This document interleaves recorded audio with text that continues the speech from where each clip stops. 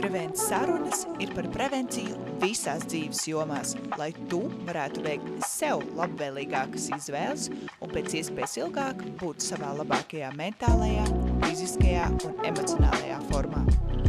Sveiciens mūsu jaunajā sarunā. Kā minēts arī podkāsta sākumā, Prevent ir sarunas par prevenciju visās dzīves jomās. Un mēs šeit nerunāsim tikai par fizisko ķermeni, plānu un veselību, bet arī par mentālo un emocionālo. Un viena svarīga lieta, kas noteikti mūsu dzīvē skar, īpaši mūsu emocionālo pasauli, fonu, ir attiecības. Un šoreiz mēs gribam parunāt tieši par vīrieti un sievieti attiecībās.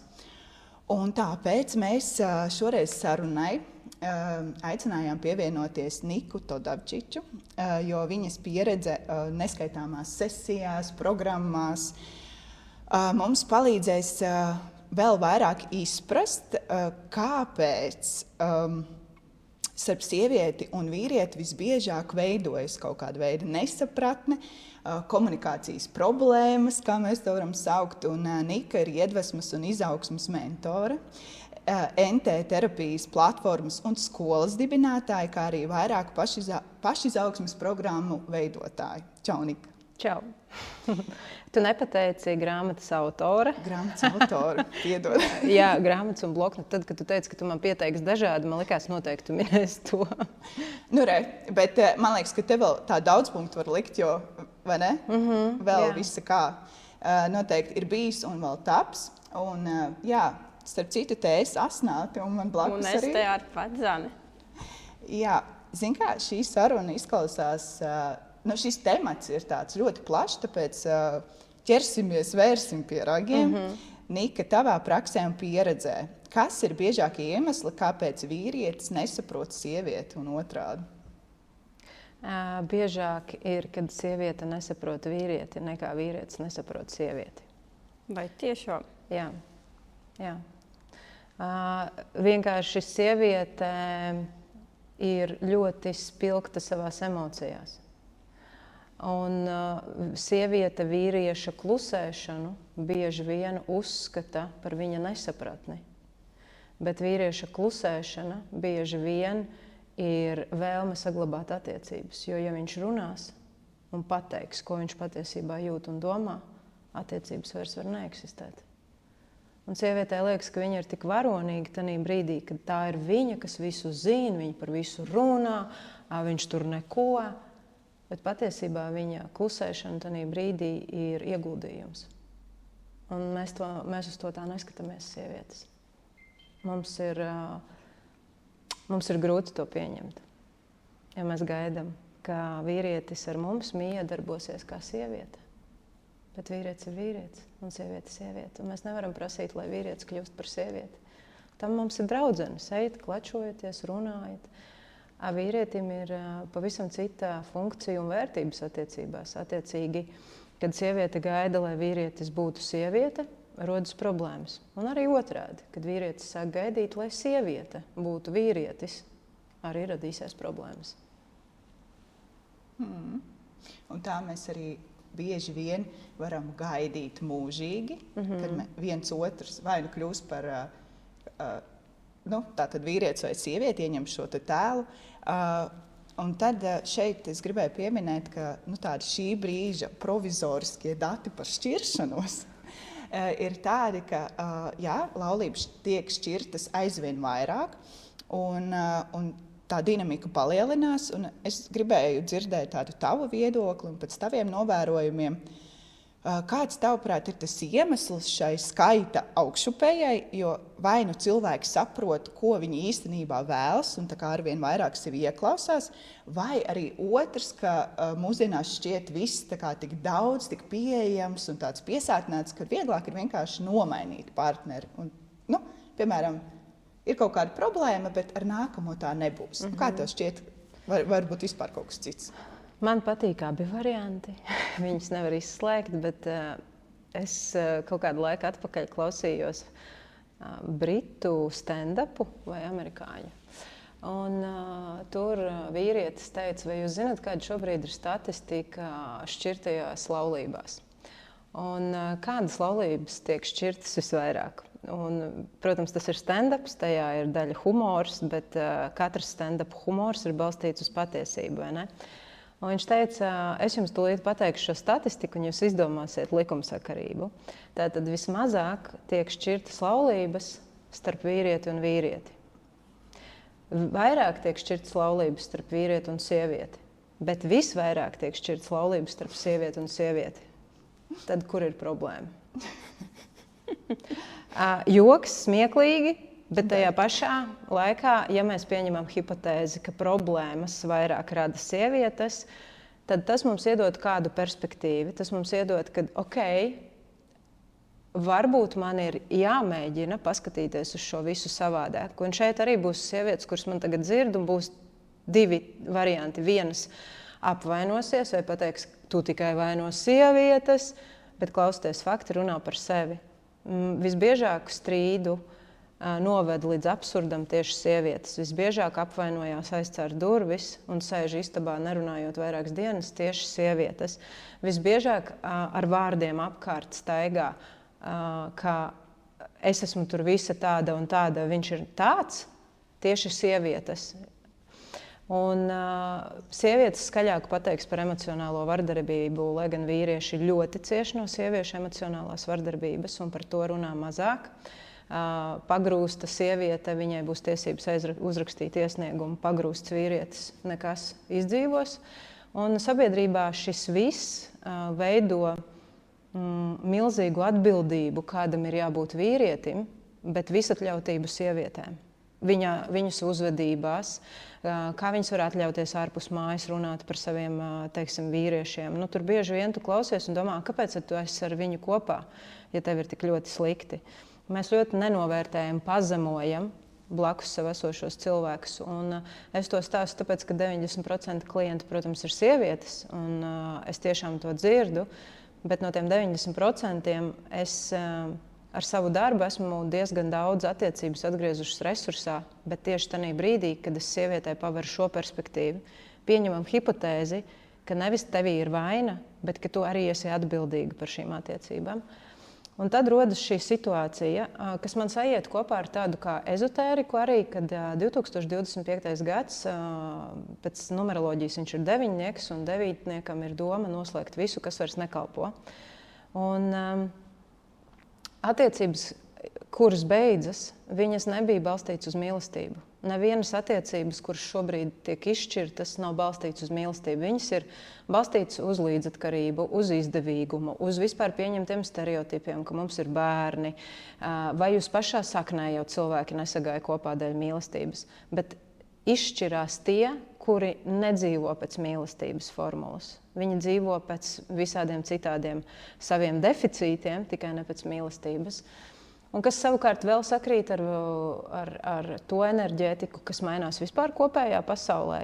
Ja esat dzirdējuši, tad it kā tā pasaules planētas enerģija sāk vibrēt augstāk, kas nozīmē, ka mums visiem cilvēkiem ir jāpaceļas augstāk savās vibrācijās, tas ir jābūt pozitīvākās emocijās, vairāk jādomā tieši par mīlestības valodu. Kas ir priekš manis mīlestība pašai priekš sevis?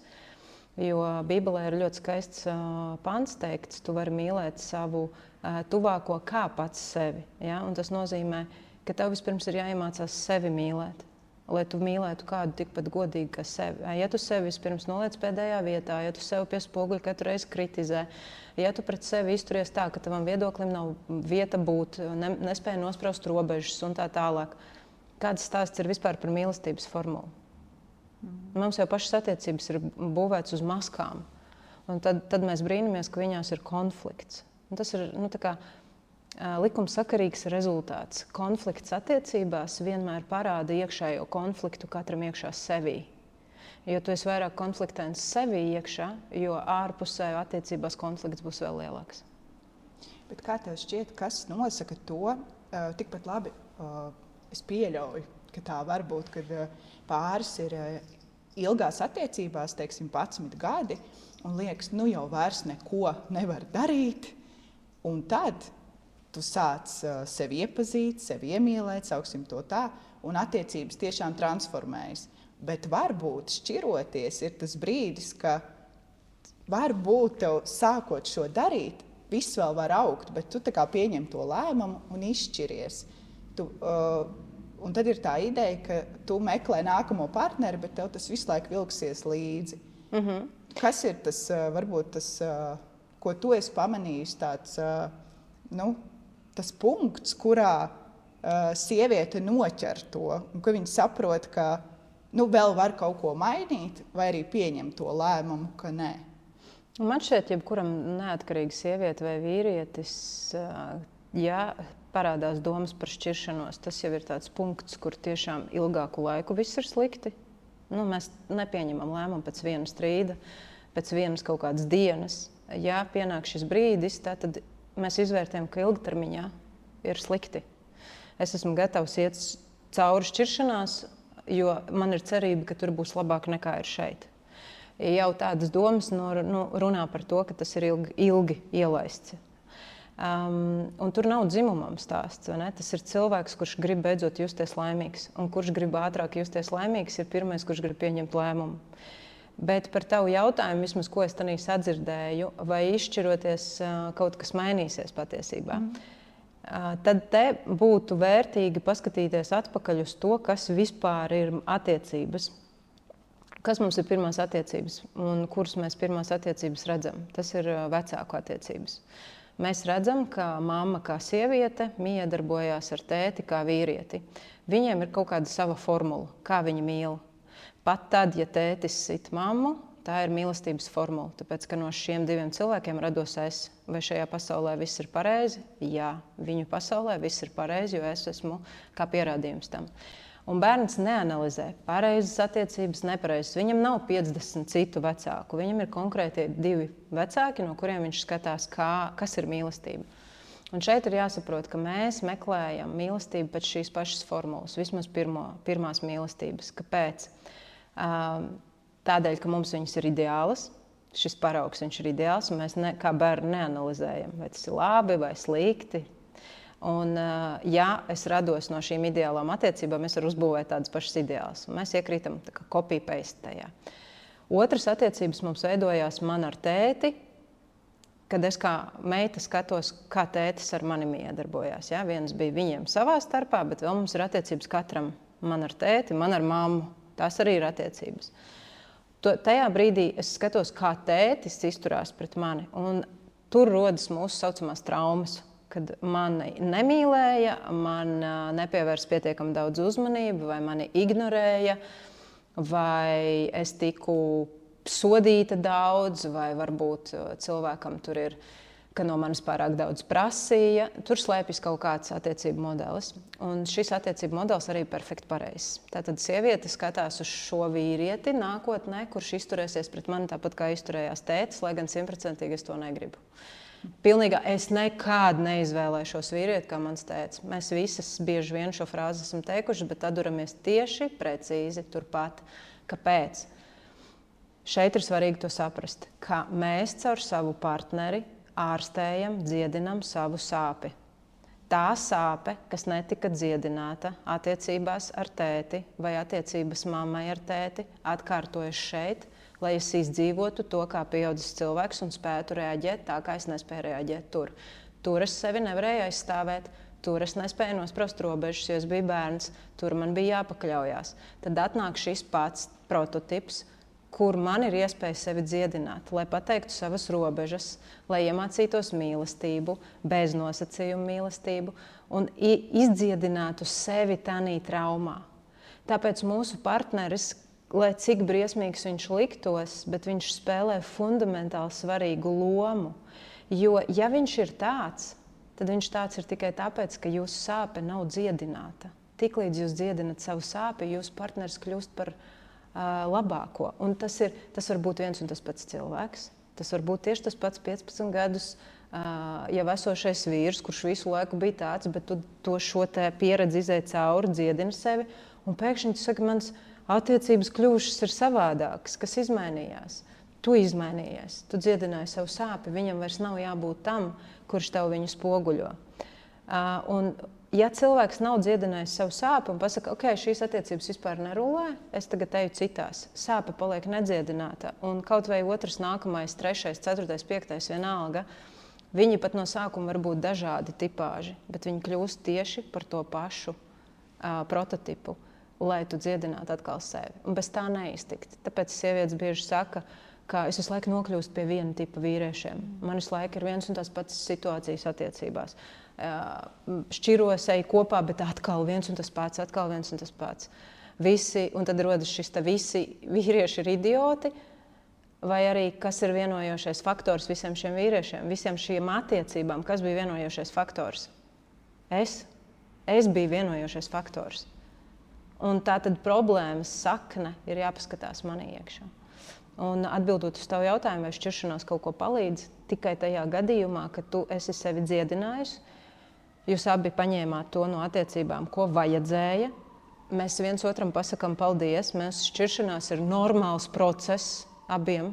Nevis iet dalīt, tagad kurš kuram vairāk izspiedīs vai atriepsies, vai visi šie strīdi, kas velkas pēc šķiršanās gadiem. Nē, izjust to pateicību, kad mēs bijām kopā, tu man derēji. Mēs bijām kopā, jo tu man derēji, tagad es pēkšņi pārdomāju, un tagad es tevi ienīstu, ja? Vai tiešām. Un tā dziedināšana, tas ir tā kā indikators, cik normāli jūs spējat izšķirties kā normāli cilvēki, apsēsties un teikt, Klau, man šķiet, mums mīlestība ir pārgājusi, mēs izaugām no tā, ejam tālāk. Labāk 2 laimīgi cilvēki atsevišķi nekā 2 nelaimīgi kopā. Bet vai nav tā, ka ir retāk, ir tā, ka izšķirās šādi cieņpilni un draudzīgi no abām pusēm? Jo visbiežāk tam otram, kurš tajā, kad vienā laikā, jā, šķiramies, otrs teiks, jā, šķiramies, es jau sen tā domāju, tik es nevarēju pateikt. Bet visbiežāk jau ir tā, ka otrs tā kā negrib, vai ka nevis negrib, bet viņš, viņam liekas, ka nē, man šīs attiecības tā kā ir vajadzīgas. Arī pat jautājums, jā, kāpēc? Tur ļoti daudz šķautņains, tas viss ir process. Bet ko darīt, ja tas otrs, tā kā nē? Un tas pieņems lēmumu, jā. Un viņam taču ir tiesības, jā, jo viņš tiešām neredz problēmu. Jā, es neredzu problēmu, kāpēc mums ir jāšķirās? Jā. Problēma ir tevī.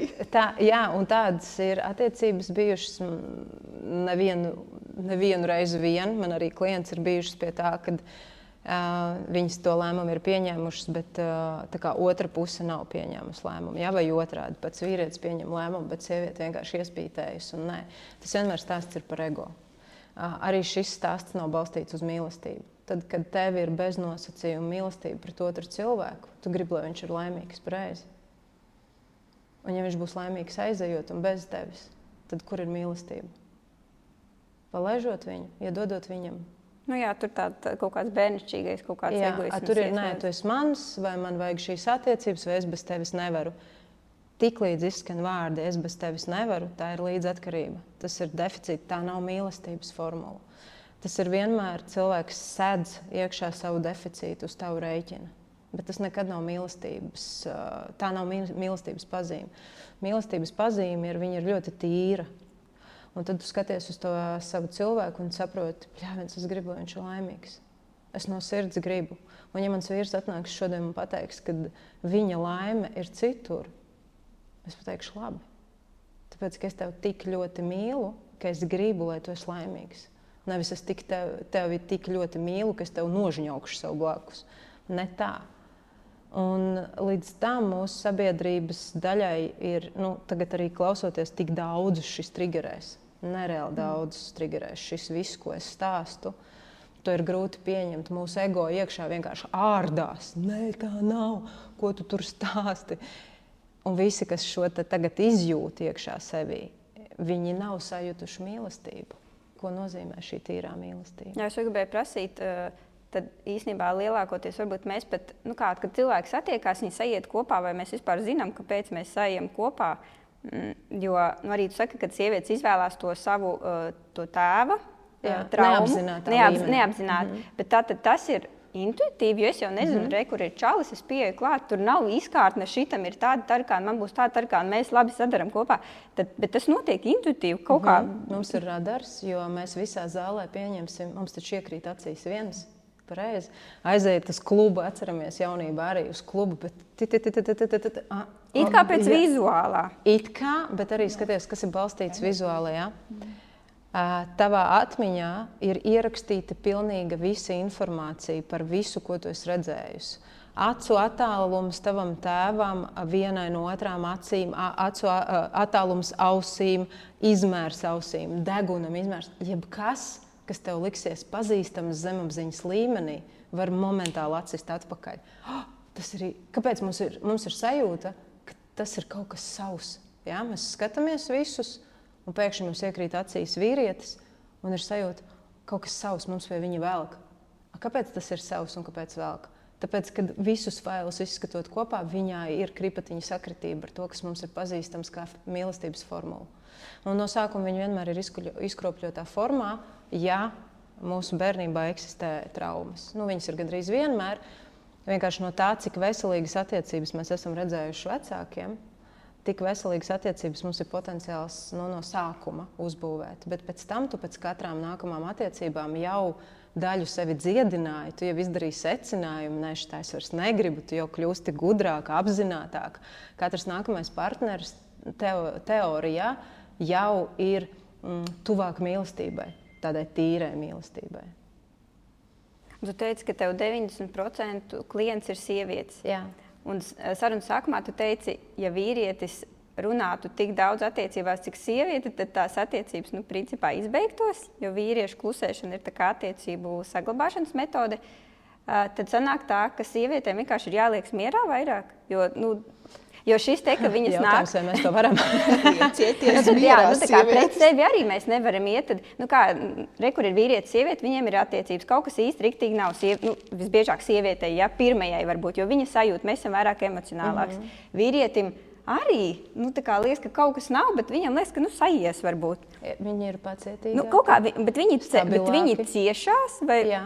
Bet ciešanas jau tāpat vienā brīdī beigsies. Sieviete vienkārši ņemās par to, ka nav, mēs esam tādā ziņā varbūt skaļāks, emocionāli skaļāks. Tad kā savienot šo?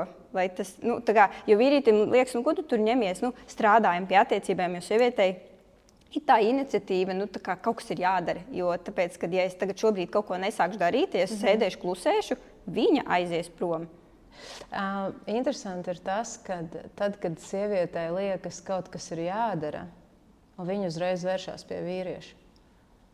Viņa uzreiz neliek mieru viņam. Tu par maz kaut ko dari, tu par daudz sēdi, tu vispār nerealizējies. Viņa pirmais impulss pārmetīs uz otru. Tad, kad viņai liekas, ka kaut kas nav kārtībā, viņa arī pirmais, ko pateiks, mums ir jāiet strādāt ar attiecībām. Bet viņam viss var būt kārtībā. Un te ir stāsts par to, ka man pat ir klients, kurš atsūta savu vīru, lai viņš strādā ar attiecībām. Jo viņš uzskata, ka kaut kas nav kārtībā viņam. Ka viņš ir tas nepareizais tajās attiecībās. Viņš saka, aizēj, pastrādā ar sevi. Par ko tas stāsta? Par to, ka mēs esam tādā, pirmkārt, lielā augstprātībā domājot, ka mēs te zinām visu attiecībās. Mēs esam super gudras. Mēs vispār visu jūtam, mēs visu zinām. Bet patiesība, kad runāju, piemēram, ar vīriešiem par attiecībām, lielākā daļa vīriešu pasaka, es no sievietes nesaņemu mīlestību un mīļumu. Sieviete droši vien brīnās, kā tev tā šķiet, vai ne? Es taču to un to un to. Jā, viņi var nosaukt lietas. Viņi var nosaukt, es iztīru māju, uztaisu ēst savādus bērnus. Viņš saka, es nesaņemu mīļumu. Kad tu pienāc klāt, viņu samīļot, kad tu viņam iečukst ausī, ka tu viņu mīli, kad tu viņu vienkārši noskūpsi tāpat ne par ko, kad tu vakarā apsēdies blakus, ieliec viņam kājas klēpī. Kad tu vienkārši pieeji klāt, bez iemesla vienkārši viņu samīļot. Tā ir mīlestība. Tas ir tas, ko gaida jebkurš cilvēks. Ne jau tāpēc, ka viņš ir vīrietis, viņam nav tas svarīgi.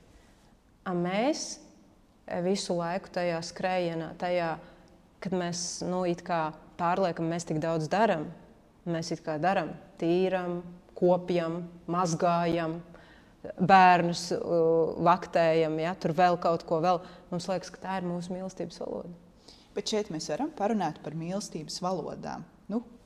Ir tātad šī ideja, ka katram ir šī mīlestības valoda, un tās, protams, bieži mēdz atšķirties. es varu nedaudz padalīties savā pieredzē tajā, ka vienu brīdi mēs ar vīru nonācām pie tā, tā kā arī, tu man neizrādi to mīlestību. Nē, tu man neizrādi to mīlestību. Un tad mēs tā kā sākām runāt, kas tad ir tas, kā tu gribi, lai es tev izrādu to mīlestību. Un tu saproti, ka es jau darīju tā kā es to gribu saņemt, vai ne? Vai kā es to protu izrādīt. Tu dod to, ko tu vēlies saņemt. Jā, un viņš pretī tāpat, bet mums nesaskan tas. Tad, un pārsvarā nekad nesaskanēs. Jā, un te varbūt labi, mēs to apzināmies, un kā tu teikt, un ko tālāk? Vai man tā kā cilvēkam ir jālauž sevi, un savā ziņā, un jādara tas, kā viņš vēlas to saņemt, vai tā kā viņam būtu jālauž sevi savā ziņā un jāpieņem tās mana mīlestības valoda? Tad te man ir jautājums, vai mīlestībā ir laušana? Jā, nav. Nav. Jo mīlestība ir ņemt vai dot. Dot. Mīlestība ir dot, un tā ir darbība. Šeit mēs no pozīcijas es tev dodu, dod man pretī. Tad jautājums, tu dod tikai tādēļ, lai saņemtu? Tas ir darījums. Vai tu dod tādēļ, ka tu gribi dot? Tad mēs nonākam pie tā, kādēļ tu skaiti šo te bilanci. Vai ne? Jo mīlestības valodas vienmēr atšķirsies. Un tiešām tā arī ir, ka tas, kas jūsos pietrūkst, to jūs gribat dot. Piemēram, manā izpratnē man ļoti svarīgi ir, kad man attiecībās ir brīvība. Un es viņu dodu, tā kā vīram viņa ir totāli, tāpēc, ka man tas ir svarīgi. Jo es zinu, ka es gribēšu saņemt atpakaļ to pašu. Vai tā ir mīlestības valoda vai sautīgs aprēķins šī brīdī, vai ne? Kā izklausās? Jā, varbūt vīram nevajag to brīvību. Viņš tieši grib, lai tu tagad rādi. Tieši tā. Viņš varbūt gaida, kad parādi, ka es tev esmu svarīgs, jo izskatās, ka es tev esmu vienaldzīgs. Ja tu man visu laiku to brīvību, varbūt tu gribi tikt vaļā. Tad kas tad būtu patiesībā mīlestības valoda? Saprast, kas ir otra mīlestības valoda un viņam to dot, tāpēc, ka es viņu izvēlos un es gribu, lai viņš man blakus ir laimīgs. Un lai viņš sajūt manu mīlestību. Jā, un lai viņš sajūt manu mīlestību. Tas tieši tāpat kā ar bērniem. Es tikko gribēju teikt, tad sanāk tā, ka pret bērniem mums tas notiek dabīgi, jo tu tur nedomās, jā, bet viņš man dos to, un tad es viņam to, tas ir vienkārši dabīgi, tu uzzini, ko viņš grib, un tu viņam dod, cik tu vari. Bet kāpēc ir pret partneri tad tāda kā... Ego. Tur ieslēdz kaut kāds... Mūsu ego apmierināt mūsu vajadzības. It kā mums otrs cilvēks, pastīsimies, uz ko pēdējos gados ir tendēta sabiedrība. Un man vīrs zelta vārdus, viņš saka tā, sievietēm jau tikai ir svarīgi nopirkt iPhone, nopirkt rozes, un tad viņš mani mīl. Ne. Ja viņš mani uzturēs, viņš mani mīl. Ja viņš man nopirks to, viņš mani mīl. Kāpēc? Kāpēc ir jāparāda mīlestība caur lietām vai uzpirkšanu vai vēl kaut ko? Tāpēc, ka mūsos pašās ir tik maza vērtība, ka sieviete pateiks, ja viņš man to visu pērk, ja viņš man katru reizi dāvina kaut ko randiņā, ja viņš man tur dod naudu, ja viņš man ved ceļojumos, es jūtos vērtīga. Tad kur ir problēma? Tu nejūties pati par sevi vērtīga, un tu esi atradusi kādu, uz kā rēķinu savu vērtību mēģini pacelt. Kā tētis, kas par tevi parūpējas? Arī, bet stāsts jau ir par ko? Par to, ka tev ir jāiegūst sevī vērtība, lai šīs attiecības balstītos nevis uz to, ka viņam viss šis ir jādara, lai tu justos kā vērtība, bet es ieeju attiecībās kā vērtība. Un viņam priekš manis tieši neko nav jādara, ja viņš to negrib. Es esmu jau vērtība, un tad viņš dara no pozīcijas, es gribu viņai dot, vienkārši tādēļ, ka viņa man ir blakus. Un viņš viņu man vīrs parasti saka, man vesīgi, ka ir pieņemtās dienas, kad ir jādāvina rozes, kāpēc vai tur Valentīna dienas vai vēl kaut kas, kāpēc viņām ir jābūt tām dienām, kāpēc viņas nevar būt jebkuras citas dienas, kad es tā sajūtos. Ka tā mīlestības formula mums bieži ir uzspiesta no sabiedrības. Un ja mēs pastamies jaunās meitenes, cik daudz viņas, ja viņš man nopirks tur šito un šito, ja viņš tur man vedīs ceļojumos, ja viņš tur tāds, un viņas izvēlās pēc kādiem kritērijiem. Tas pat vispār nav mīlestības valoda. Viņas mēģina aizpildīt savu deficītu. Un te ir tas, kad mēs attiecībās aizpildam savu deficītu, kas mums pašām pietrūks, to mēs gribam saņemt. Ja? Man pietrūks brīvība, dod man to brīvību, un tad es aizpildu sevi. Bet mans uzdevums būtu pašai tikt galā ar savu deficītu brīvība, saprast, kur man tas ir radies, pašai sevi iekšā to atrisināt, un tad es attiecībās esmu vienkārši pilnvērtīgs cilvēks, un mēs esam blakus, tāpēc, ka mēs izvēlamies būt blakus. Mēs katru dienu izvēlamies viens otru, un tam nav nosacījumu. Nekādu. Man šeit arī kaut kā nāk prātā, tagad, kad tu runāji, tur tādā ziņā kaut kur atgādina tādu tēva lomu. Palutini mani, aizved mani tur, nopērc mani to. Tā kā, jā, varbūt tas arī kaut kā ir iegājis, kad es esmu tāda maza meitene, kur gaida, kad man tas būs. Es ļoti labi atceros savās pirmajās tādās lielākās attiecībās, ka man likās, man ir vajadzīgs tas vīrietis, tikai kas nāks mani aizstāvēs, pasargās, aprūpēs, bet kādi šie vārdi skan? Kādai figūrai ir šāda nozīme? Tā ir tēva figūra. Aizsargās, aprūpēs, tas ir tēvs. Vīrietim nav jāaprūpē, viņam nav jāaizsargā, viņam ir jārada vienkārši drošība blakus ar to, ka viņš ir. Bet mēs neuzskatām, ka tikai tādēļ, ka man ir blakus vīrietis, es esmu drošībā. Man vēl vajag šito, man vēl vajag, lai tu nomaksā rēķinus, lai tu nopērc man to un vispār, lai tu apgādā man tur un aizved man reizi mēnesī tur. Un tā tālāk mums visu laiku vajag apliecinājumu, tāpēc, ka mēs paši sevī nejūtamies necik vērtīgas. Un kāpēc es sāku par to teikt, kad sieviete pirmais, kad viņa jūt, kad viņai kaut kas nav kārtībā, viņa vēršās uz otru. Pieprasa. Tādēļ, ka tas ir impulss, kad viņai pašai ir jāmēģina realizēties. Manī iekšā kaut kas nav kārtībā, un man šķiet, ka šīs attiecības tādēļ nav kārtībā. Bet ja tu iedomātos uz sekundi, ka ar tevi iekšā viss ir kārtībā, tu jūties piepildīta, tevī iekšā ir pašai par sevi tā pieņemšanas sajūta, tad kādas kļūst attiecības? Vai tad tu viņai tur baksti? Vai viņš ir vienkārši bonus tavā dzīvē, blakus cilvēks, ar kuru kopā? Nē, viss kārtībā. Visbiežāk tā bakstīšana, man liekas, ir par to, ka sieviete jūtas, viņa runāja savā starpā, bet viņa jūtas neuzklausīt. Vīrietim tā uzklausīšanas sajūta laikam ātrāk piepildās, vai viņam tā sajūta par to, ka jā, mēs esam labi parunājuši, bet sievietei, jā, mēs parunājām, bet es nejūtos saprasti. Fizioloģiski ir, es vairs neatceros, cik mēs pasakām vārdus minūtē un cik vīrietis pasaka vārdus minūtē, vispār atšķirās fizioloģiski. Un cik mēs esam gatavi sadzirdēt minūtē un vīrietim atšķirās. Viņiem viss ir lēnāk un mazāk. Viņiem nav vajadzīgs. Mēs un turpat ir tāda pētījuma veikta, kurā brīdī vīrietim atslēdzās. Viņš vairs netiek līdzi. Tāpēc, ka viņš fizioloģiski nespēja. Un tad, kad sieviete iet tajā savā, viņa maļ, un tas viss birst viens pēc otra, viņš pusi nav dzirdējis. Tiešām. Tas pat arī ir uz bērnu audzināšanu tieši uz puišiem, kad audzinu. Es kādreiz vairāk lasīju, man pirmie ir 2 puikas. Un es lasīju vairāk, tur tieši bija teikts, runājiet ar viņiem lēnāk. Ar maziem vīriešiem, jā. Runājiet ar viņiem lēnāk. Nevis sākt bērt, jo mūsu ātrums, kā mēs pasakām vārdus, viņš ir ātrāks nekā viņu iespēja viņus uztvert. Es pat arī lasīju, ka nevajag tādiem liekiem paskaidrojumiem, bet viņiem vajag tādus precīzus. Precīzus norādes. Jā, un tas strādā vislabāk. Bet tā kā man vīrs dažreiz saka, lūdzu bez ievada. Jā, mums pat, bet tu teici, ka... Bez liekavārdības ievada un... Man grūti. Bet tu teici, ka nevajag... par to otru cilvēku, savu partneri runāt ārpus mājas. Bet ir sajūta, ka tas man ir visa kā pa daudz, un meitene savā starpā runājās.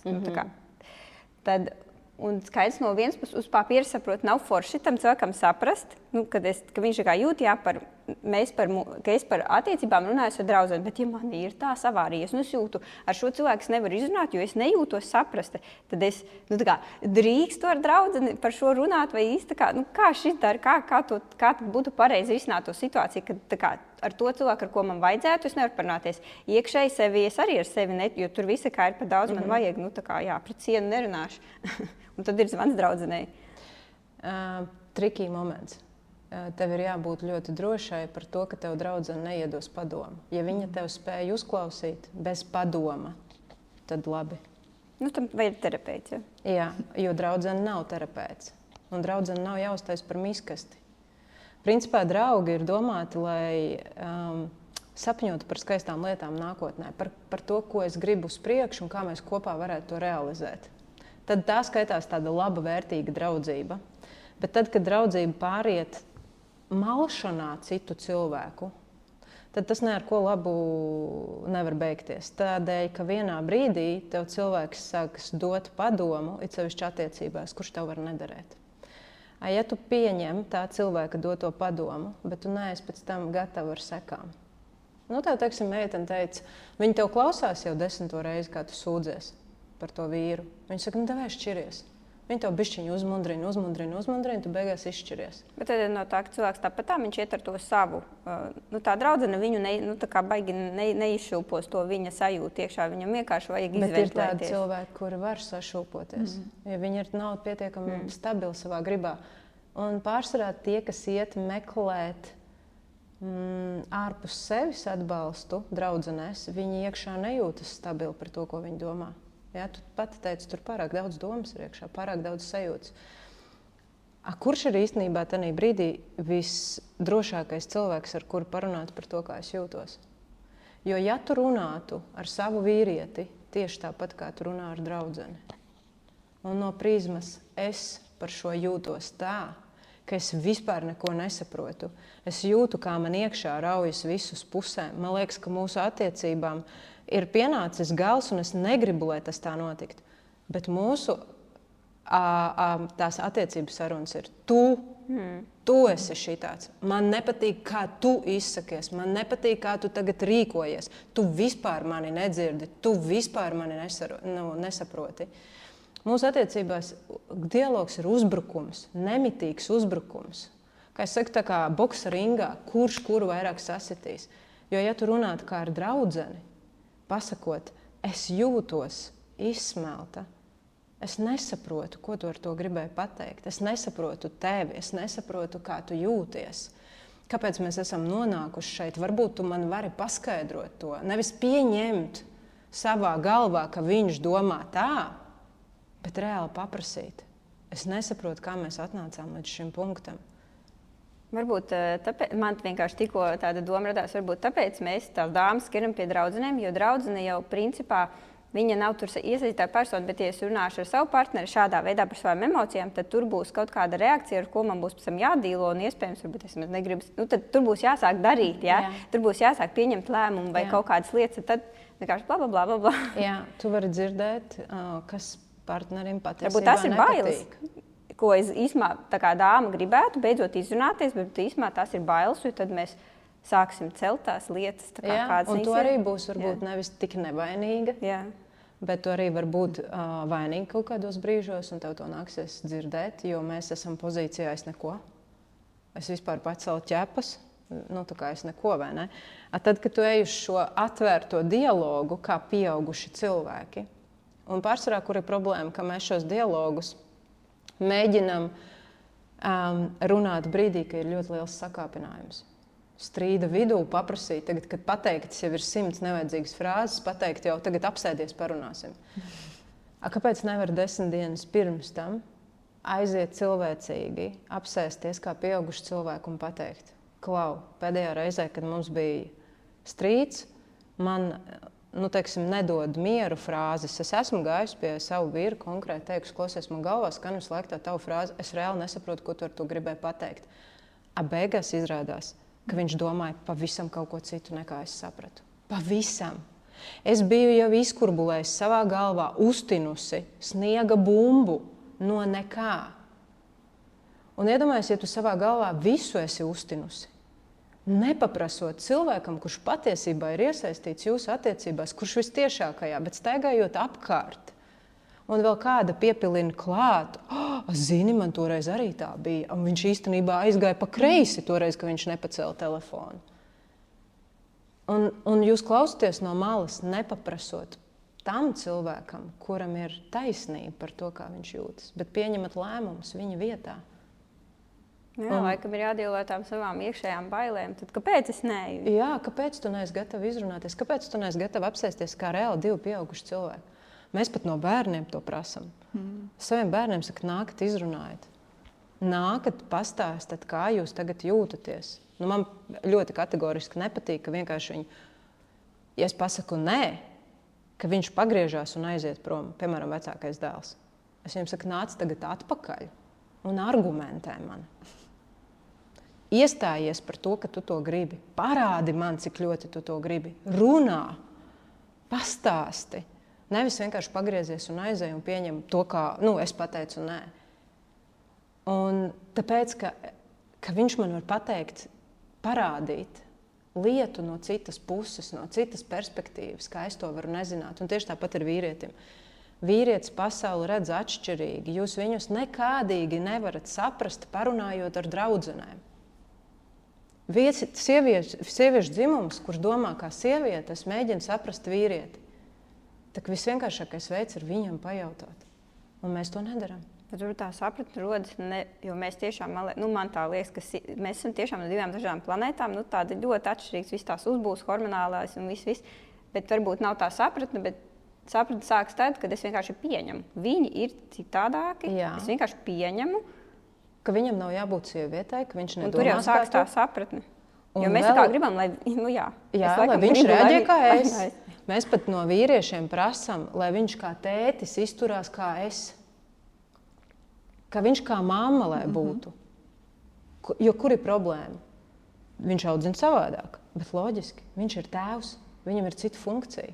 Mēs prasam, lai viņš, tev jābūt iejūtīgākam. Kāpēc? Tāpēc, ka tā ir mammas funkcija.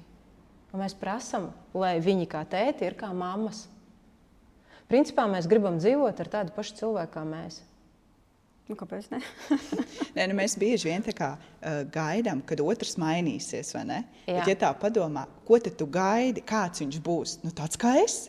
Jo es taču man ir vieglāk ar to, ko es pazīstu, vai ne? Bet tajā brīdī, kad tu pieņem, bet nē, šis ir tas cilvēks, un viņš tāds būs.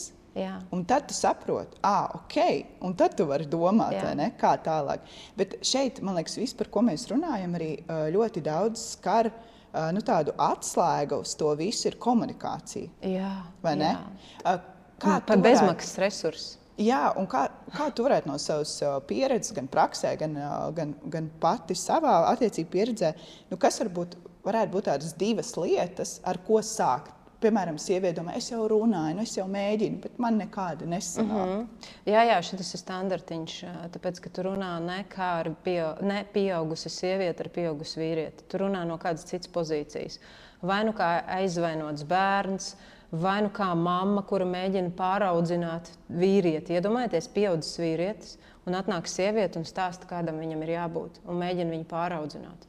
Tu vispār nepareizi dzīvo, tev jārīkojas šitā. Kāpēc pieaugušam vīrietim vispār klausīties? Viņš pazemos sevi, ja viņš tajā sāks klausīties. Tas ir tik loģiski, tik acīm redzami, vai arī no bērna pozīcijas. Visu laiku šņukstēt, raudāt un prasīt kaut ko nemitīgi. Bet ja mēs padomājam, kādas būtu ideāls attiecības starp pieaugušu vīrieti un sievieti, kā viņi varētu atrisināt? Kā jums liekas? Kā divi pieauguši cilvēki. Mēs izstāstam, kā mēs jūtamies, bet mēs nenoveļam uz otru to. Jā, tieši tā mēs sākam pozīciju. Un tad tas otrs nesaprot to kā kritiku, bet arī saprot, tas cilvēks par šo, tas nav par mani, bet bieži ir tā, ka tas otrs tad saprot, es kaut ko daru nepareizi, lai gan es teicu, es šādi jūtos. Jā, bet bieži vien tas ir arī tad, kad, ja sieviete ir 10 gadus visu laiku tu, un tagad viņa tā vienreiz, labi, man Nika sesijā ieteica, lai es aizēju parunāju no prizmas sesijā. Viņa tagad tā apsēžās un sāk stāstīt, es vispār jūtos tā un tā, un viņa nesaņem pirmajā reizē, tāpēc, ka viņš vienkārši, kas? Pēc 10 gadiem viņš dzird vēl joprojām to tu. Viņš pat automātiski uztver, tu neesi laimīga, es atkal esmu lohs. Es atkal izdarīju kaut ko ne tā. Viņam jau automātiski, tāpēc, ka tas ir bijis tāds paradums. Un nevaram mēs gaidīt, ka vienā dienā kaut kas izmainīsies no vienas reizes. Noteikti nē, bet divas lietas tu man prasi, kuras es vienmēr iesaku arī reāli tiem klientiem, kas reāli grib strādāt ar attiecībām.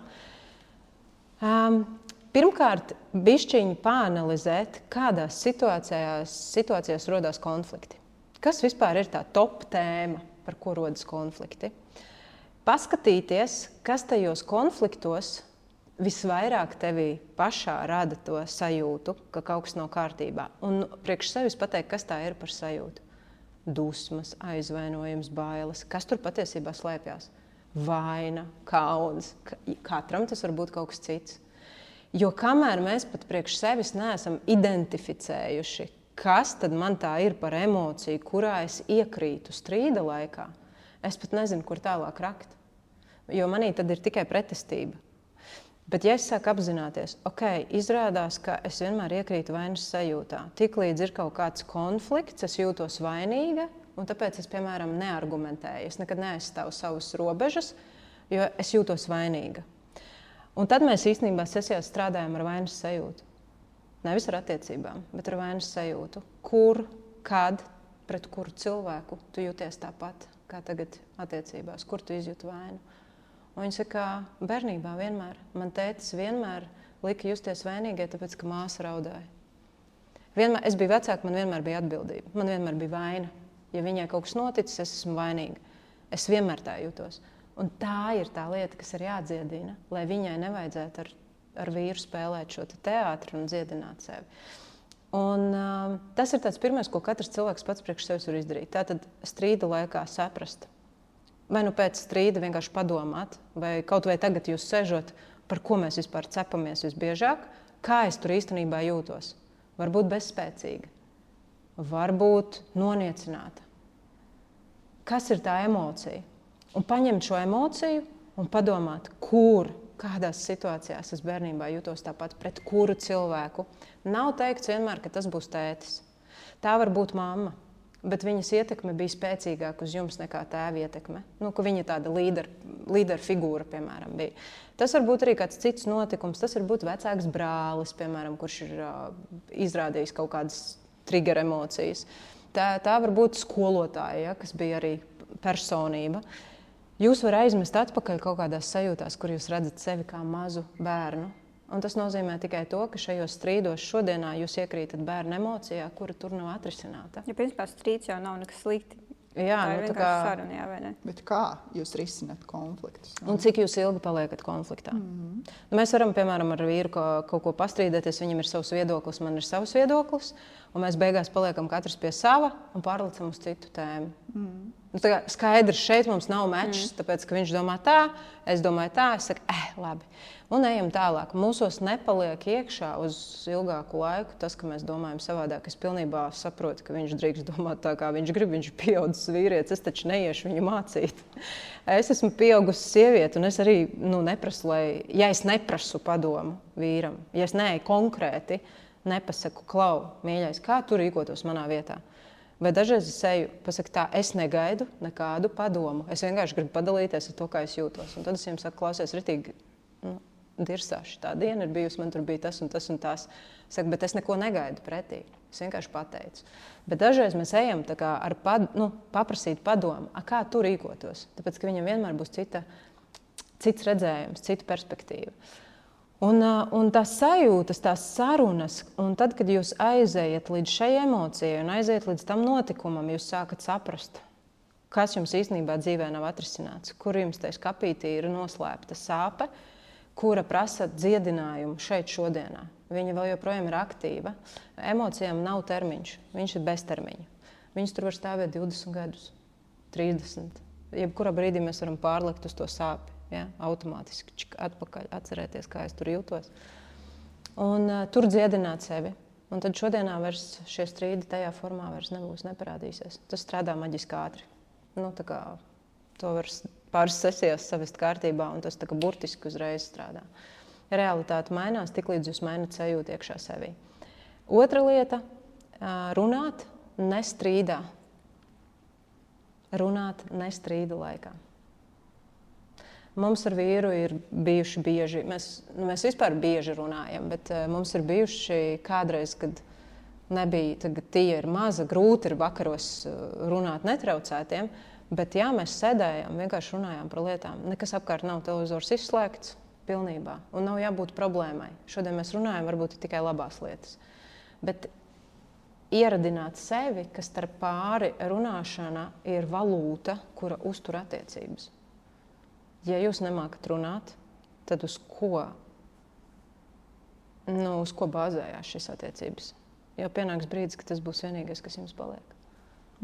Jā, visbiežāk jau tas strīds sāks, tāpēc, ka cilvēki nav parunājušies. Jā, agrāk. Tu saki parunāties, bet tad, ar ko tu to domā? Jo citiem liekas, parunāties. Kā tev gāja? Vai ko tu gribi, nezinu, kas tev patīk, vai kā tev gāja, bet tu ar to parunāties domā par to, kā tu jūties, ka tev kaut kas varbūt arī nav paticis vai pietrūkst. Jā. Un uzreiz tajā brīdī, varbūt, kad tas ir noticis, kā, piemēram, izteikts komentārs, un pateikt, Klau, man šis komentārs, es zinu, ka tev tas liekas smieklīgi, bet man tas liek justies mazvērtīgai.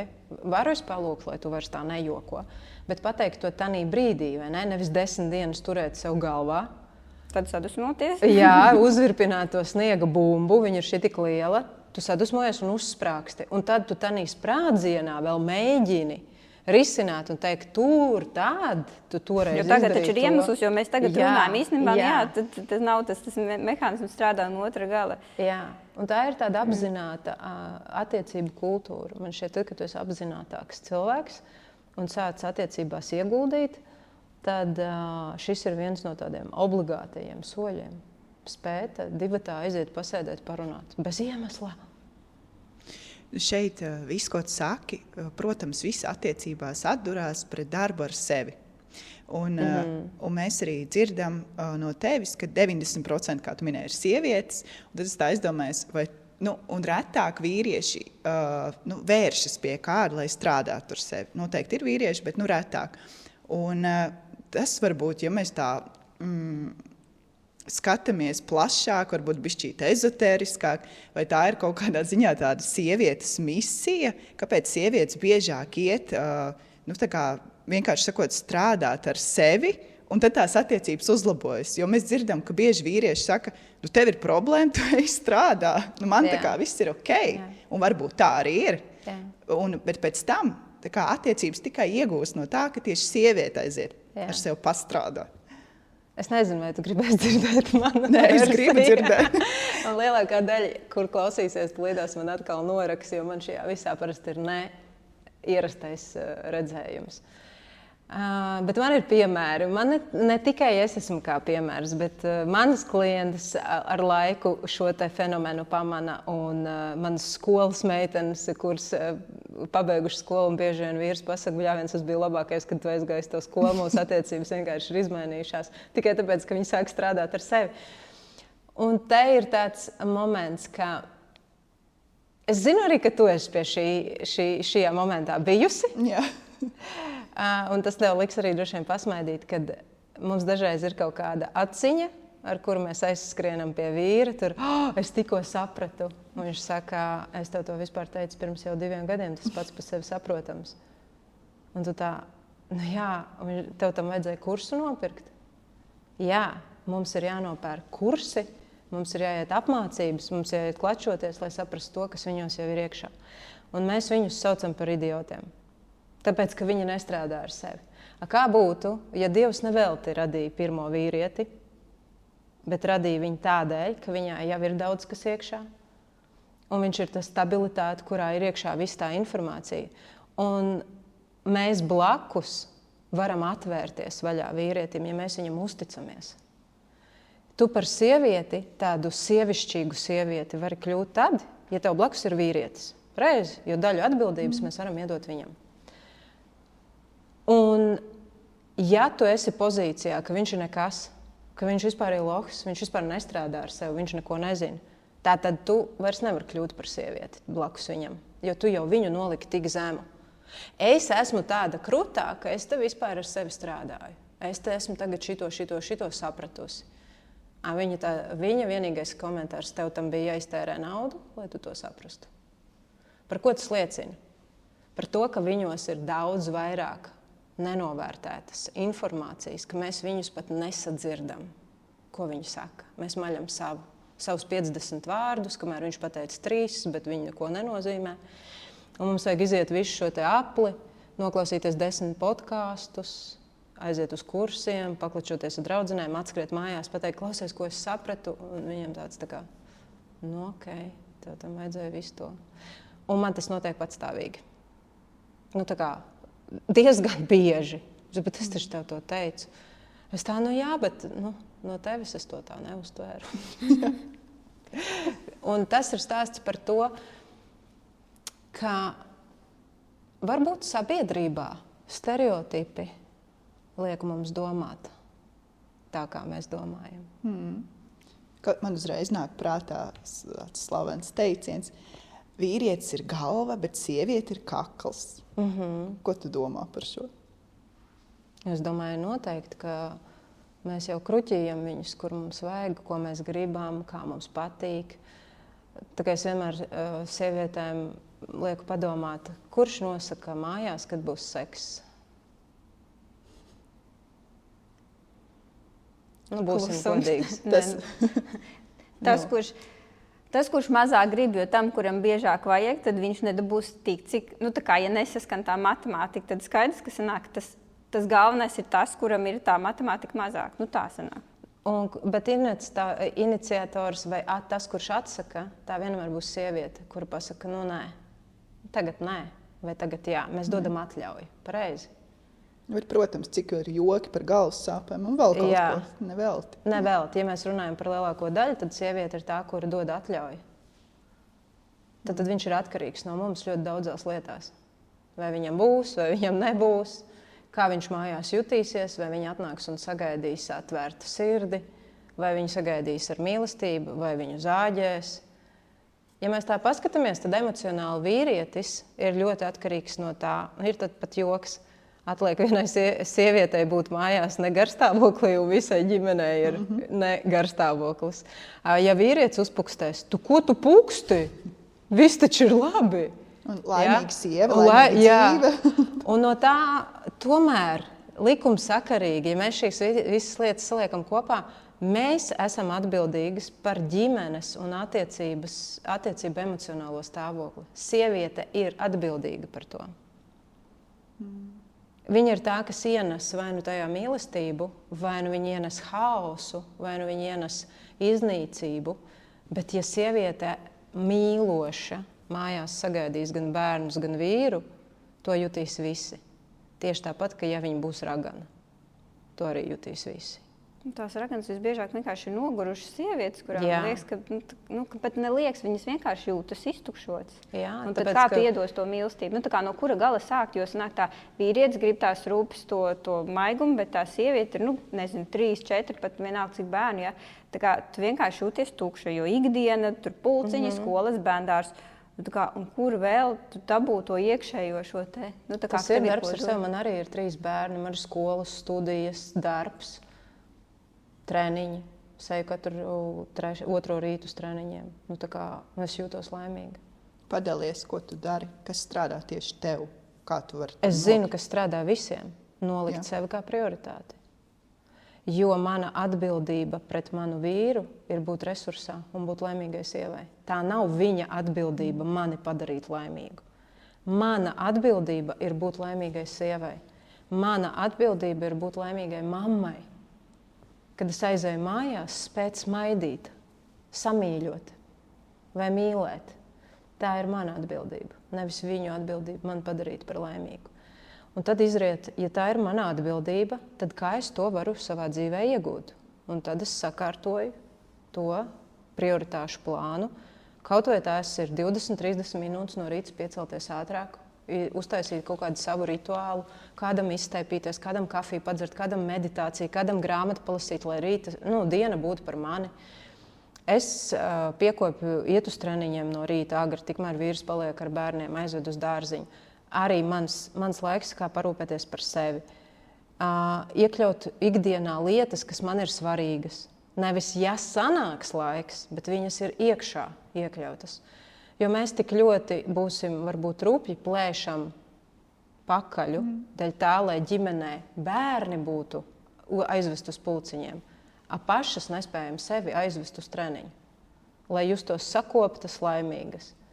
Un mums būs 100 atrunu, lai to nedarītu. Tad vaina ir kamī. Tā ir domāšana, ka es sevi esmu pēdējā vietā. Un ja mani bērni redz, ka es sevi esmu pēdējā vietā, un mans vīrs redz, ka es sevi esmu pēdējā vietā, viņam tā ir instrukcija. Un ja tu uzņemies atbildību, tas nozīmē, ka vienīgais cilvēks, ko tu vari vainot, kāpēc kaut kas nav, esi tu pati. Es pati neizpildīju savu atbildību. To daļu, kur es atbildu, es neesmu izdarījusi. Tad ieliekam iekšā. Jā, ieslēdzam šo. Tie ir īstenībā mazi soļi. Tādas lietas kā ikdienā tava komunikācija. Vai tu noklusē, vai pasaki savu viedokli? Vai tu sevi noliec pēdējā vietā? Es kaut kur vēlāk. Vai tu pasaki, ko tu domāji? Vai tu izvēlies pati? Vai saki, es tāpat kā jūs, un nekad neizdari? Vai tu aizejot ar draugiem izvēlies to ēdienu, kur tu gribi? Vai tu pieskaņojies pārējiem? Vai mājās tu taisi patiešām to, ko tu gribētu? Vai kā citiem garšos? Tik mazas nianses parāda to, vai sieviete sevi ciena. Un visbiežāk tomēr, kad mēs stāsts ir par attiecību problēmām, mēs atgriežamies pie tā, ka sievietei ir zems pašvērtējums. Bet vīriešiem arī mēdz būt zems pašvērtējums, un tur pretī ir tāda. Tad ir jaudīgā sieviete pretī, kur mauc un močī viņa nost. Jo mēs piesaistam to, kas mums trūkst. Jā, tieši tā. Mēs piesaistam to, kas mūs var izcelt ārā. Un vai šādā dinamikā mainoties sievietē, mainās arī vīrietis? Miedarbojās pasauli. Visu laiku notiek miedarbība. Viņa notiek diezgan ātri, pamanāmi, jo jūs to varat pamanīt, ja jums ir superlabs noskaņojums un ļoti laba diena bijusi, un jūs ieplūstat mājās, un tā diena vienkārši viss apspīd. Bērni kaut kādi mierīgāki, savādāki, pēkšņi tādi pozitīvāki, ja? Mēs to varam novērot tūlītēji. Vai mēs ieejam iekšā, ka mūs viss kaitina, un bērni burtiski pa virsu speciāli, it kā kaitināt vēl vairāk. Tāpēc, ka mēs izdalām vibrāciju, kas kaitina visus pārējos tikpat ļoti kā mums iekšā. Viņi burtiski vibrē ļoti negatīvi, un tie, it sevišķi mazie bērni, viņi nesaprot, kas tā ir par sajūtu. Es nezinu, kā es ar to varu tikt galā. Viņš var tikai galvu skriet sienā. Mēs izdalām vibrāciju caur sevi, caur savām emocijām. Tā ir tūlītējā reakcija, bet ir tāda nedaudz ilgāka, kas tad, kad kā tu jūties nevis tikai vienu dienu, bet kā tu visu fonu jūties. Jo tu vari šodien smaidīt, ja? Bet iekšā fonā var būt sāpe. Un tā sāpe tomēr rezonē ļoti daudz ar tavu ikdienu. Viņa līdīs ārā visos iespējamos veidos. Mūsu sāpes, viņas parādīsies kolēģos, viņas parādīsies kaut kur veikalā, rindā stāvot ar kādu cilvēku. Ko mēs saucam mūsdienās par triggeriem, ja? Mūs notrigerē. Kā viņš tur tā uzvedās, kāpēc viņam ir tas vai vēl. Un tas viss ir sāpes iekšējās. Un ja cilvēks ir tāds apzinātāks un tomēr mēģina ar sevi strādāt, tad šīs sāpes paliek mazāk. Un mūsu dzīvē vienkārši mazāk ir šo triggeru, mazāk šī fona. Un kopumā dzīve uzlabojās. Jā, kā es minēju, sarunas sākumā mēs noteikti aizskārām tādu ļoti plašu tēmu, bet es ceru, ka vismaz man tā ir, un es ceru, ka vēl kādam būs noklausoties šo te sarunu, ieraudzīt no citas perspektīvas sevi un savu partneri. Un mēs teiksim, Nika, tev lielu paldies, ka tu šodien, es zinu, tavā saspringtajā grafikā atradi mums. Nav viss kārtībā, man patīk parunāt. Jā, es zinu, bet paldies. Paldies tev. Un jā, es domāju, tiešām liels paldies, jo es priekš sevis paņēmu daudz. Tad jau mēs jau izdarījām vērtīgu lietu, ja kāda no mums. Es runājot arī vienmēr atkārtoju priekš sevis. Nav jau tā, ka ja tu to zini, tu to baigi visu laiku pielieto pareizi. Tev ir kā neliels atgādinājums vienmēr vajadzīgs.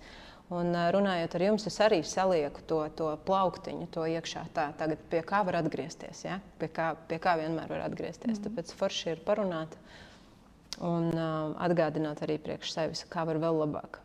Jā, tieši tā. Paldies. Milzīgs paldies. Paldies jums.